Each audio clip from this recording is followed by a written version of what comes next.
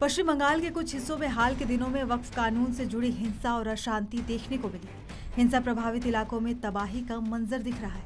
हालात इतने बिगड़ गए हैं कि लोग पलायन करने को मजबूर हैं। जहां एक तरफ आम लोग असुरक्षा और विस्थापन का सामना कर रहे हैं, वहीं राजनीतिक गलियारों में आरोप प्रत्यारोप का दौर भी शुरू हो चुका है। बीजेपी इसे लेकर ममता सरकार पर लगातार हमलावर है, लेकिन लोग ये पूछ रहे हैं कि आखिर राहुल गांधी चुप क्यों है। दरअसल कांग्रेस नेता राहुल गांधी ने अब तक इस मुद्दे पर कोई भी सार्वजनिक बयान नहीं दिया है। राहुल गांधी जो मणिपुर हिंसा और दिल्ली दंगों पर खुलकर बोलते रहे, मुर्शिदाबाद हिंसा में उनकी चुप्पी को लेकर चर्चा है कि क्या ये विपक्षी गठबंधन की राजनीतिक रणनीति का हिस्सा है या फिर इसके पीछे कोई और अन्य कारण है। अभी तक कांग्रेस की तरफ से इस विषय पर कोई आधिकारिक प्रतिक्रिया सामने नहीं आई। ऐसे में एक्स पर एक यूजर ने लिखा कि राहुल गांधी मणिपुर हिंसा पर तो बोलते हैं, लेकिन मुर्शिदाबाद में हिंदुओं पर हमले पर चुप क्यों? क्या टीएमसी को नाराज नहीं करना चाहते? एक अन्य यूजर ने लिखा कि कांग्रेस का हिंदू विरोधी चेहरा फिर बेनकाब। राहुल गांधी का मौन शर्मनाक है। हालांकि राहुल गांधी तो नहीं, लेकिन मुर्शिदाबाद हिंसा मामले पर कांग्रेस पार्टी के कुछ नेताओं की प्रतिक्रिया सामने आई।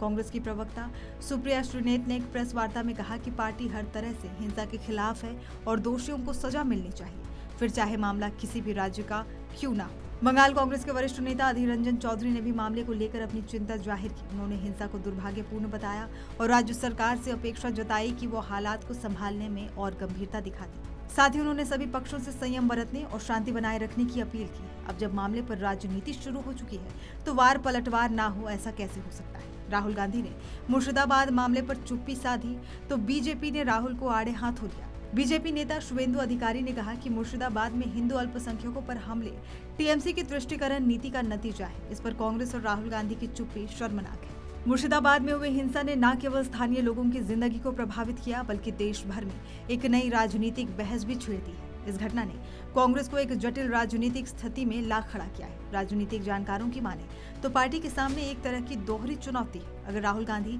हिंदू समुदाय पर हुए हमलों को लेकर कोई ठोस बयान देते हैं तो पश्चिम बंगाल में कांग्रेस और तृणमूल कांग्रेस के बीच बना नाजुक गठबंधन खतरे में पड़ सकता है।